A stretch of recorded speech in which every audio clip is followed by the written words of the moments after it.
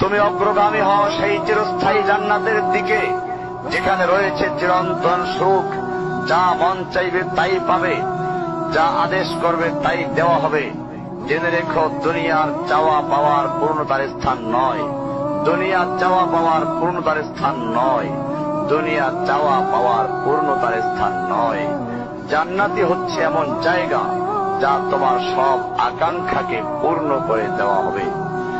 চির কিশোর সেবকগণ, চির যৌবনা সঙ্গিনীগণ, ফল মূল, গোশত, দুধের মধুর শরাবের নহর, উত্তম বাসস্থান ও বিছানা, চির আরাম, চির যৌবন, চির সুখ, অসংখ্য নেয়ামতের মাঝে সবচেয়ে বড় নেয়ামত হবে তুমি আল্লাহকে দেখবে।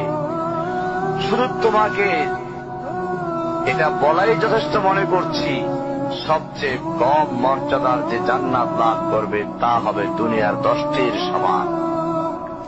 সুতরাং হে মুসলিম, হে ভাই, আল্লাহ তোমার প্রতি রহম করুন। এই বার্তা তোমার কাছে পৌঁছার পর আশা করি তুমি তা তোমার পরিবর্তন এবং সংশোধনে যথেষ্ট হবে। গতানুগতিক চিঠি হিসেবে নিও না আমার এই পত্রকে, ফেলে দিও না।